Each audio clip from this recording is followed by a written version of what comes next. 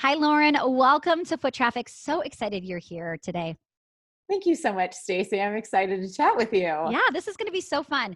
So I want to ask you a couple things, but before we even just dive in, I want to hear from you a little bit about your entrepreneurial journey. Like, what is your story and how did you get here today? I always find that so interesting. Yeah, so I mean, we won't go all the way to my childhood, but I will pre-frame with the fact that I Mhm. grew up with a stay-at-home mom and an entrepreneur father, and they like looking back hindsight, both I kind of became this hybrid of the two of my parents. So I didn't set out necessarily to be an entrepreneur. That wasn't my goal. I was very kind of where society leads us. I went to school, I got good grades, I went to college, I left college, I got a job, I got married, and we wanted to have a family, like pretty textbook, normal, Yeah. run of the mill scenario. And that was good until it wasn't good enough. Mm. And that really happened when I became a mom.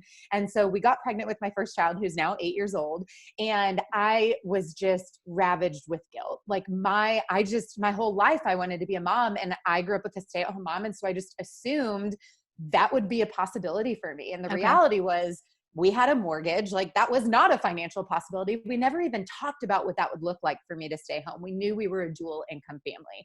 But something really interesting happened that first day back from my maternity leave, with mascara like all over my face and like guilt ridden, like that Yeah. new role as a mom. And is that I realized that I love working. I'm Mm. very driven. I'm very ambitious. I'm a high achiever. I do good work. I like to problem solve, and I liked being around people and using my brain in a different way than you do as a mom. Don't get me wrong. Like that's the Yeah. hardest job I have, is motherhood, but it's different. Right. And so a couple of years later, we had my son. So my second kid, still working the 9 to 5. I'm cool with being a working mom, but all of a sudden, now that I had two tiny humans that needed me, Yeah. the 9 to 5 was not allowing me to show up as the mom that I wanted to be. And it really was starting to compromise my happiness, my well-being. But I didn't really know what I was going to do about it. So again, I became self-employed as a way of being home and Okay. having control over my financial situation and showing up as the mom that I wanted to be. And that's actually the mission of what I do now. That's the mission of the Free Mama, is no mother should have to choose between family and financial stability. But it Yeah. kind of happened on accident. Like for me, Yeah. it was solving a problem to, well, I'm miserable and I'm overwhelmed and I'm stressed and we're living paycheck to paycheck. And like, I don't know how to get out of this. And Yeah. I saw self-employment as that opportunity. So it wasn't like aspiring entrepreneur Right. to get started. But So what I that's, like about your story, and I think a lot of people will relate, is you said, I don't know what this looks like, but I know I want to do it. And I want people to hear it's okay to not know or be able to see this end result, but you can still get there.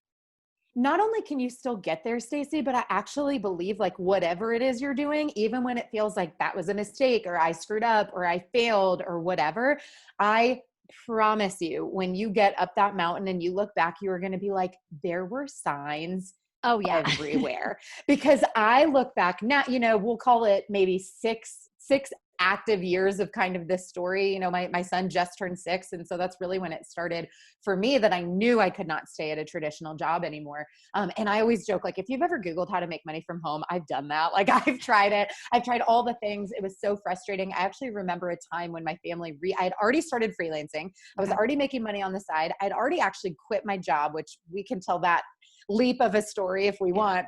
And then my family, during that first year of freelancing, we actually relocated and I kind of had to start over. Mm. And yeah, it's just, there were lots of things along the way where it's like, do I give up? Do I not give up? Do I keep doing this? Do I switch directions? But again, you look back, and I remember a moment where I like had my hands out and I was talking to someone and I was like, I'm so ready. I'm ready. I'm Yeah. smart. I'm a hard worker. I freaking want this. Like I want this so bad, but you're like, I just don't know what this is. And I just want Yeah. to empathize with those people. Like you're on your path now. Like there's a reason it's a cliche to say like, it's about the journey, not the destination. Like it really, you're doing it. You are doing it. It just, sometimes it is that process of elimination, which can be Absolutely. Well, frustrating. and that is a really good point. All of the things I was unsure of, now that I'm on the other side of those specific things, if I look back, there are signs everywhere. You just can't see it when you're that close, which I think it's why it's so important to be getting outside guidance and mentoring, having peers to really share with you like what they think your sweet spot is and your strengths and all of that stuff. There's just so much there. So I love that. So keep an eye out if you're thinking you're unsure or you're stuck, there's probably signs all around you. Yeah. Yeah. Just keep going. I always equate it to like, it's like a path, like you're on this road, right? But the road's foggy. And so Yeah. even when you do know where you want to go, you don't get to see what the finish line looks like. Like we don't have that luxury in life where it's like, yep, that's what it is. Yeah. You can manifest, you can have goals, vision boards, all those things, but like it's going to be a foggy road. It's going to be hazy. And a lot of times all you can see is that step in front of you, and you kind of have to just trust the process. Absolutely. Now, when you say freelance, what specific skill set or like what were you offering to people? Yeah. So I got into this whole world. I tried network marketing, tried blogging. I tried a lot of different things, which if I were to try those things now, I have so much more Oh my goodness. business finesse than I did back then when I was just like, Yeah. oh, I buy this kit, or like, oh, I install WordPress. Like I didn't understand there wasn't like a business model behind those ventures that I tried. But again, they were all part of my path to today. And it was actually a webinar that I saw. So it was an ad on Facebook, and it resonated with me. And I'm like, cool, let's check this out. And it was all about how to start a social media agency. Okay. And I'm like, well, I don't want an agency. Like I'm not looking for employees. I just want to make enough money to quit my job. Like that was goal number one. That's where we started. How we have evolved since then, but that's what I saw. And I actually at the time was working at a school. I was the alum director at a school. Y'all, like I didn't even step foot in my college's business school. Like I've never taken a marketing class in my like collegiate life. Like you can figure all this stuff out on the internet pretty much for free. It's just amazing. And I tell people I have a marketing degree and I didn't learn anything. Like you guys, I don't even know how they gave me that degree because I don't remember doing any marketing at all in the 4 years I went to school. So there you go. You got two sides of the same coin, which is all just to say that you can learn what you need to learn to be successful. But so I saw this course though, but what resonated with me is like, I'm a millennial. I was in college when Facebook came out. I'm on it all the time. Like and so to me, it was like, that sounds interesting. And I think for me, when I look back now with perfect clarity on that moment, is what was interesting about it was that it was a highly desirable skill set. It still is, right? You've got to be online. You have to have an online presence because people are talking about you whether you're there or not. And so I knew that. So I'm being told this through this webinar. I'm pretty naturally savvy purely by the year I was born, right? Like I'm already using it. I already understand it. But because I liked it, I knew that I would have a willingness to continue to develop the skill, and it wouldn't feel like work. It felt fun. So all of a sudden, just from this one webinar, I buy a course. I didn't even like know that online courses were a thing at this time. I'm starting to figure all this stuff out. And so I take this course. You were like honestly surprised when the webinar pitched you. You're like, oh, this is it. This is interesting and unexpected. I know. And now it's like, oh, well, we've all seen those before. You can call it a master class. You can call it a free training. It doesn't matter. It's all the same. But here's the deal. Now, like I am such a product of what I now produce. You know what I mean? Like I'm a consumer. I love this world. I really do, because of all the possibilities that it opened up. But that's where I started, Stacey. I started as a social media manager, even though I was just a millennial with a smartphone, but and I teach this to my students, I had the willingness to figure it out. I had that drive, I had that hunger, and I had that interest and passion for it. I'm like, yes, I like this. I'm willing to go, I subscribe to like Social Media Examiner's podcast and all these free resources. And I just soaked it in. And so I actually found pretty quick success. And then again, you don't know what you don't know. So flash forward about a year, and I took on a client who was a business coach. I'd never even heard of business coaches. I had no idea that this was a thing. Completely blew my mind. I'm like, people hire coaches for their business? Well, that sounds really interesting. Then I realized, again, I had taken an online course, but had never even thought, well, someone had to make that online course. So I helped this business coach develop an entire online program. So I basically got paid to learn how to implement what my future, I didn't know at the time I was going to start coaching and make a course, but I basically got paid to figure it all out. So I worked as a VA, a social media manager, and an online business manager before I even really knew what any of those things were. But what's cool about what you just said is most people spend tons of money to learn that, and you got paid while you were doing it, which is really amazing. Now, when you're either transitioning online or you're starting online, I think the best ways to do that are what you just did, done for you services or one-to-one consults.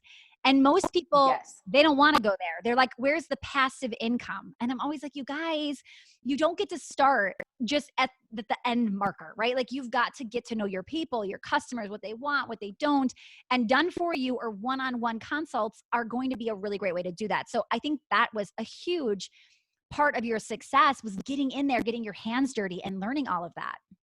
Absolutely. But like, I didn't know that's what I was doing. No, Like, I again, know. I look back and there's so many times in my story, I'm like, yes, I did that on purpose. That was very smart. No, it was totally accidental. But here's the deal. And you're right. And I also want to kind of like, spoiler alert, being a course creator is not exactly passive income. Yeah. Now, will I sometimes get a Stripe notification while I'm sleeping or away from my computer on vacation? You betcha. It is an automated source of revenue, but it's not passive. I show up for my community every single day. Like there's no, I'm not investing in real estate. I created a course. I still have students. I have a team. And so I think there are some misconceptions there. Now, is it a brilliant revenue stream for your business? Absolutely. Like I am a big fan, and I actually have like a 5-step system about going from service provider. So what we're talking, whether it's freelancing or coaching or whatever, whatever it is you're doing, but getting that experience and then learning how to productize it really is a beautiful way to be able to leverage. It creates leverage in your business. And Stacey, actually how we met, you heard me speaking about time. And so I'm obsessed with time. And so I do think creating a course or a program or something where you can leverage your time is really smart. But you're right. Like there's no better way to create it than to work intimately with people and really understand, you might have had a way to do something, but if you don't know what their questions are or their problems, a lot of times we can look over things that we are naturally good at. And so we have to have that feedback from somebody who's maybe learning it for the first time. So I think that's brilliant that you're teaching people that. Yeah, absolutely. There's so much market research that has to be done, not only just in the beginning, but on an ongoing basis so that you're really continuing to serve, because the longer you're doing something, the more you don't think that thing is a hard thing to learn. Oh, everybody knows that, and they don't. So you really have to get their feedback when they're in those stages that you are no longer in.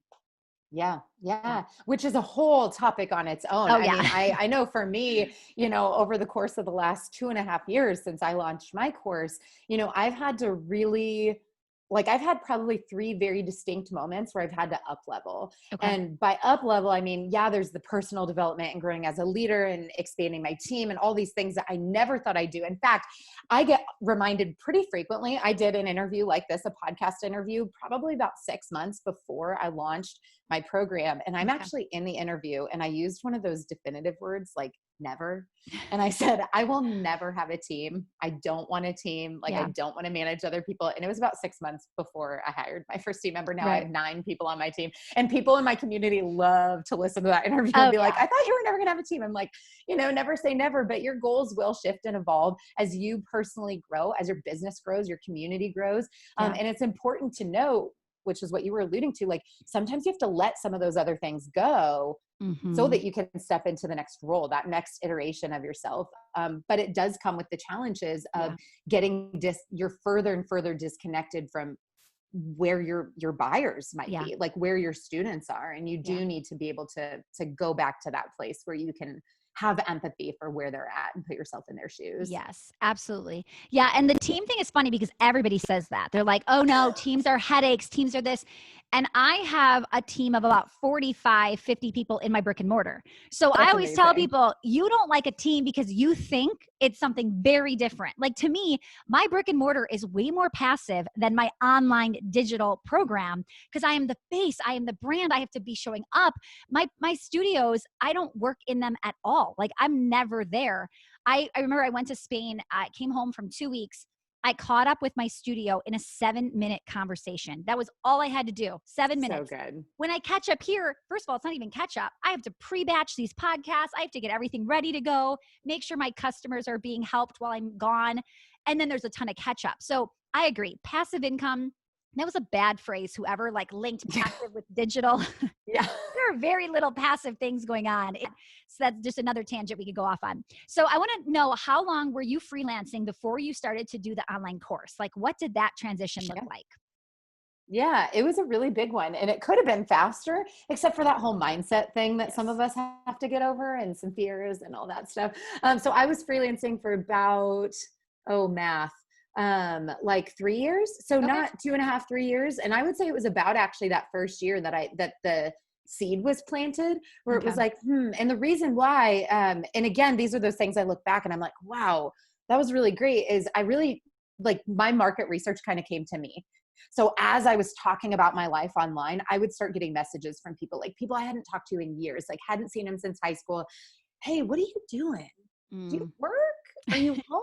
Like, what is this network market? Like, just not really sure what was going on, and being like, could you give me some tips? Or like, how'd you get started? That's still the biggest question that I ever get, is how do you find clients and how do you get started? That's all I hear all day long. And so people were actually reaching out to me about it. And I'm not a shy person, so I'm pretty vocal about my feelings, and pretty, I have some opinions. And one of those is this idea of being a free mama, and kind of this thing that my brand's built around is like I told you, like after I went back for maternity leave, I realized like I love working. And this was around the time like the Lean In book came out and the kind of movement of climbing the corporate ladder started. And I'm like, go feminist, like girl power. I'm like, yes, I'm like, we need more women in leadership roles and on executive boards. But the problem was I didn't want to be that person. I'm like, that is not resonating with me personally, because it sounds like that might get me further from my home goals. And then on the other end of the spectrum, at the time I was living in a suburb in Kansas City. Most of my friends who had kids were stay-at-home moms, and I felt kind of a disconnect to them as well. I really respected them, and if I'm honest, on hard days, I was bitterly jealous towards them that they didn't have that, additional responsibility to provide both in their home. And they were like awesome. Like they did all the crafts and like signed up as like room mom and like, made me feel kind of, and so I'm like, where do I fit in? Like, I feel like I'm pretty okay at life, like maybe even awesome on a good day. And I'm like, what does that look like? And I just think there's so much gray area in the middle that people don't talk about, that you can, and I don't want to get cliche and go down the, like, you can have it all thing, but I genuinely do believe that. I think you can have a life where you're not filled with regret. You can have a life where it's not either or. You can create scenarios for yourself where it's and, right? Like I stay home with my kids and I'm really involved, and I have a successful business that I can pour myself into. And so that, I think that's the mission. That's where I'm really passionate about, and kind of where I align everything that I'm doing. Well, and you've got to find your sweet spot. And what, especially as a new mom, I know I try to be the Pinterest mom for probably a year. And I was like, I am not a Pinterest. First of all, I'm struggling at every single thing I try to do here. Second of all, I hate it. I would rather just pay or buy those store-bought cookies. Like yes. I'm with you. I'm going to let that one mom be the Pinterest mom, and she can rock it, and I'll compliment her, but I will never try to duplicate what she is doing. So you just got to find what fits for you. Like there's no judgment in what she's doing. It's just, we're different. So I love this. Okay. Now you said the two questions people ask you is, how do you get clients? Is that what it was? And then what was the second one? Like, how do I get started? Where do I start? How do I get started? So I kind of want to ask you that, because people are starting to think for the first time, a lot of brick and mortars are thinking, maybe I should go online. The coronavirus could come back. We could be closed again in fall or next winter. So where would they start? How would they get clients? What would you tell them?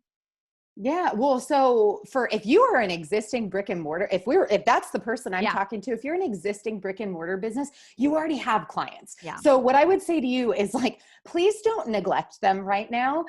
My example, that I was actually on a walk with my husband. I go to a chiropractor every single month. And what I told him was, I don't even know if they're open right now. I'm not going, because we've chosen to, kind of self-quarantine. So I'm not going, but I said, what a missed opportunity from them that I don't even know. I've heard no communication. Like, if I heard from my chiropractor, hey, I know you can't come in for your adjustment right now, but on Monday at 8:00, we've started a Facebook group for all of our patients, and we're all going to meet here. And if you can't come live, don't worry about it. But if you are live, I'm going to send you a 30% off, whatever, for when, and I'm just rattling here. I'm not a brick and mortar, but that's what I would do as a marketer. I'm going to give you a coupon for that first day when you do come back, or you can enter to win a gift card for blah, blah, blah, a month, 6 months free adjustments, whatever. Come hang out with me live. And he's going to give me tips about how I can better manage my stiff neck while I can't come in right now and get my Totally. adjustment? What are some exercises I can do? So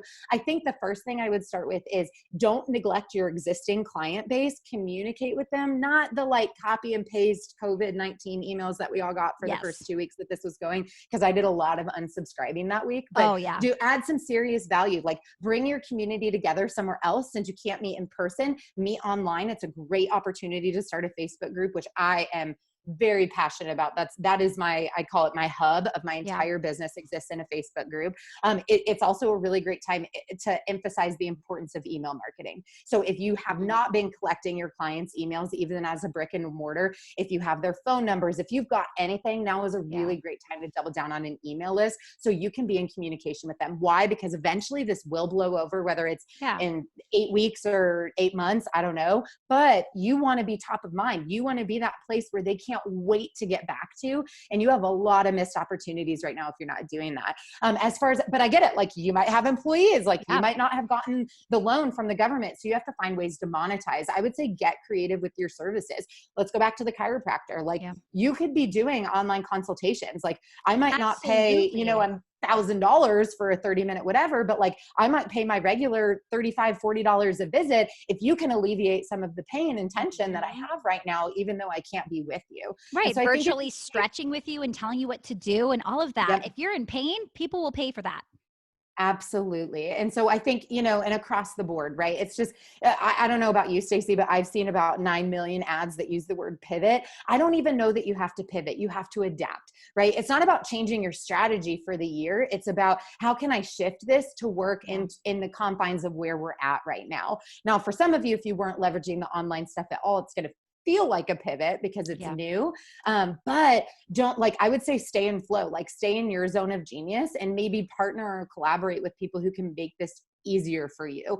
Like if you are a brick and mortar because you hate technology, find a team member, hire a virtual assistant, get somebody on board who can make this transition easier for you. And then you continue to show up in the area of your expertise because that's what you've been doing anyway. And that's what your patients, clients, and future prospective clients are going to want from you anyway. Yeah. This isn't the time to just be like, oh, I've got this other passion. I'm going to start this over here. Stay with who you're serving. Yeah. Like, don't pivot, adapt. Yes. And I really think too, this online space, as easy as it is now, it was difficult in the beginning. There was so many things I didn't know and I had to learn so much. If you have to learn a whole new niche and more market research and all of that, it's going to add to your workload. So make this easy and stay with your people. So I love that. Let's talk about Facebook groups real quick. So you have a pretty large free Facebook group. Am I correct? I do. It's about 27,000 moms. So that's huge. So I believe, I've been telling everybody right now, I think Facebook groups are amazing opportunities because everybody wants community. This is a great time to start one. One of my clients started one within 4 days, had like 4,000 people in it. I'm like, that's crazy, right? So what are some ways that you use your Facebook group and how did you start it? But like, what do you use to nurture them and to keep it really feeling like a community and not spammy? Yeah. Well, oh man, how much time do we have, Stacey? Okay. So the first thing I would say is number one, let's say cross promote and be loud about it. So what do I mean by that? Let's split number one into two things. Number one, optimize your current online presence. So your personal Facebook profile, your business page profile, put it on your website, like anywhere where people would find you on the internet, start channeling them in. And so part one of step one is optimize what already is there. Okay. So like what I mean by that for people who are maybe newer to social media platforms is like your cover photo, your background cover photo and your personal profile. Make sure it's your face, like you, not your logo, not like the worst is when it's like you and a girlfriend. I'm like, so which one are you? I have no idea who you are. Don't do that at all. Like it should be your face. You should look happy-ish, not your dog, like just unless you're a vet maybe, but like just you and your face. And then you have your background, your cover image. That's basically an online billboard for you. Once you upload those and you can, I'm sure you can go to my profile, you can go to Stacey's profile. I'm sure her Facebook is optimized. So you can get some examples. Canva.com is a free resource where you can grab a template, throw it in there. I promise you can have this done in less than an hour. Once you upload those images, click on them and give them a call to action. So those images are clickable, make sure you put a link in there, put a hyperlink to your group. Tell Mm-hmm. them what they'll get if they join. Name your group. When you set up your group, don't make it cutesy. Like, again, if you're a vet and you're like wanting to tell people how they can groom their own dog right now, I don't know, just off the top of my head, I don't recommend that probably, but you know, if that's what you're doing, like, don't make it like Smoochy, Pooch, whatever your cute name is that serves really well, maybe for a brick and mortar. Make it something really obvious, like pet owners take care of their pets. Like, I don't know, but something really obvious, something searchable, because what happens is as your group will grow, Facebook will actually reward you through the algorithm and they'll suggest it to other people. If they can't tell what it's about, they're not going to click on it. So that's kind of that. Yeah. So the keywords are definitely huge. Don't get creative. Don't be picking different words that mean something in another language that nobody can pronounce or read or know what that means. All that stuff. Yep. So step 2 of step 1 is the cross promoting. So what I mean by that is part of the reason that I was able to grow my group so fast is I do run a lot of paid ad traffic. I also do things like this, like interviews, and I have a YouTube channel and just other ways. And I did one thing at a time. So I want to be clear about that. Don't be like, oh, like Stacey and Lauren are saying, I need to take my brick and mortar online. I need to get on Instagram and Facebook and YouTube and Pinterest. No. Pick one platform at a time, dominate it.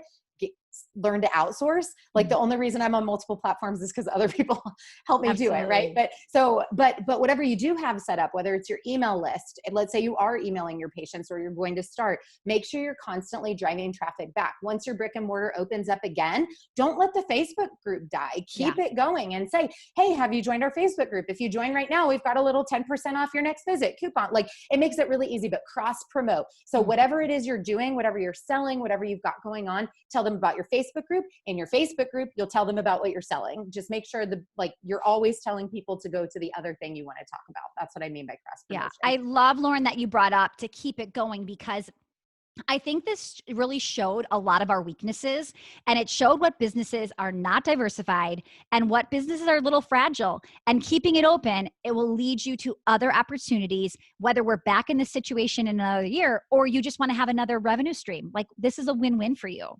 Totally.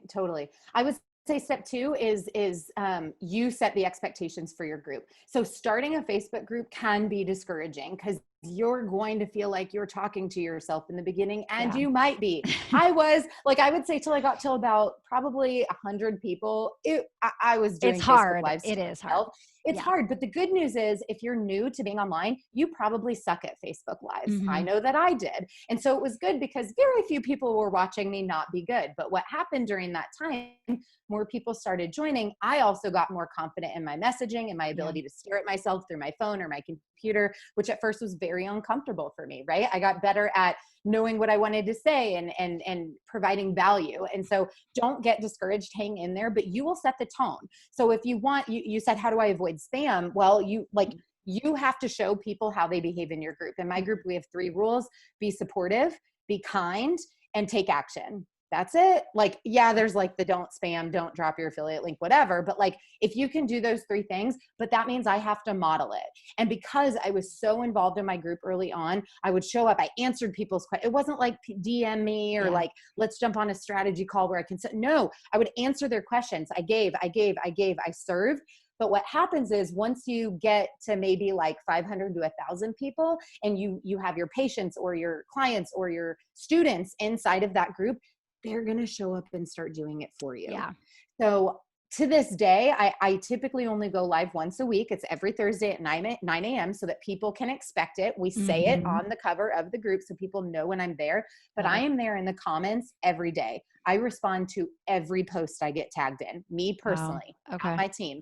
I batch it, as Stacey knows, because I'm obsessed with my time. So I will sit down, maybe once a day, maybe once in the morning, once at night. And that's when I go through all my engagement for the day.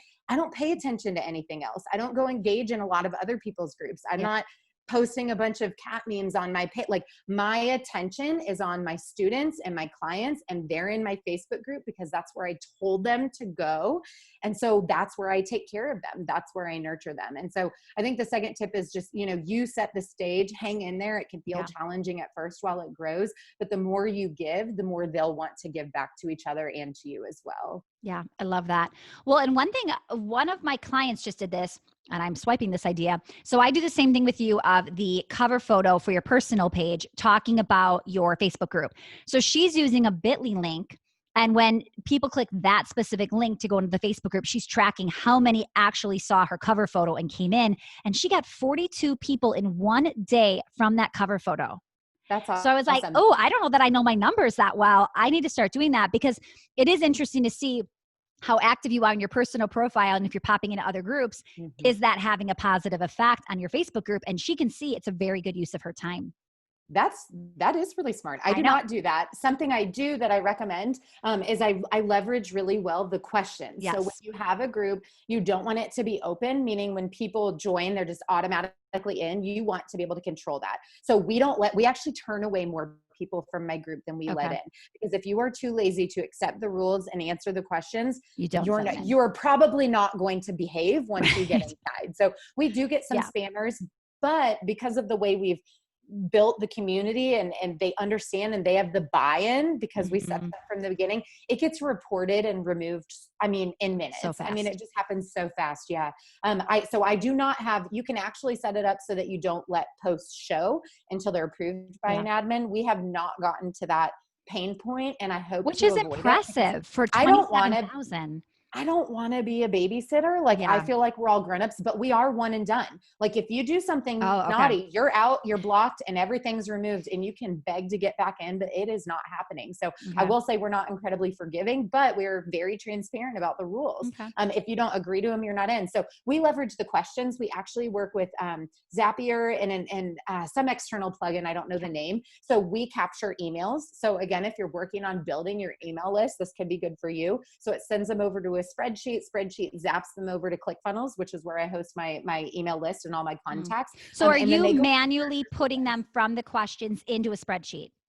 No, there's an external plugin that does it. It's not free. I can't remember the name. I don't care. I will pay. Okay. Yes. Yeah. We're manually doing it. No. I have not heard this. Yes. So it goes to the spreadsheet through the software, and then you have to set up a Zap. So if you use Zapier, that will send it over to wherever your email marketing is. And then we have like a 4 email indoctrination sequence. It doesn't pitch them anything in it, but it basically eventually it invites them to my webinar. So, but it we give them a free gift. We give them a bunch of downloads. We tell them what we value. Come watch this webinar, basically is that indoctrination sequence. But what we found from that is that people then engage more in the group. They have a better understanding of what the group is. One of the other questions that we do ask that's required is, how did you hear about us? Again, I do invest in paid traffic, so that tends to be a lot. We have a really great YouTube channel, so a lot of people come from there, but hopefully some people will listen to this podcast or something else. And they always give a shout out. And one of the reasons it's not quite as data driven as what your friend's doing with the Bitly link. But what I love about it is, for me, I think business is just all about relationships, and to be able to go like, wow, 20 people that day that podcast got released came and wanted to be a part of our community. Like, I'm going to send you a Starbucks gift card. I'm going to be like, wow, Stacy, thank you so much for inviting me on your show. I clearly resonated with some of your listeners. Like, go buy your next latte on me. Like, so it allows us to kind of bring that humanity back that I think, online business can be beautiful, and it might not be financially as passive as we want it to be, but it can be passive relationship wise if you let it. But I think that those are the businesses that don't last. Yeah, absolutely. Okay. That was just gold right there. That I'm going to have to re-listen. I'll send you that. I need that follow-up. Okay. Lauren, this was so good. Where can people find all about you? Whatever platforms you're on, definitely share the Facebook group, all that good stuff. Yeah. The Facebook group, you already heard. That's where I love to hang out. That's where you can talk to me. I will answer every single question I get tagged in. I wish I could answer all of the posts, but they don't all show up on my feed anymore. But that's the best place to hang out with me. We've got Free Mama TV over on YouTube, which is more of our how-to. So if you liked any of the things that I talked about or taught you today, we have a lot of really practical tips and advice over there. I'm also on Instagram, Lauren Golden Free Mama. Friend me, tag me, let's hang out. I love it. I love people, and any way I can serve you guys, it'd be my pleasure. Amazing. You're the best. This was so good. Thank you so much for your time today. Thanks for having me.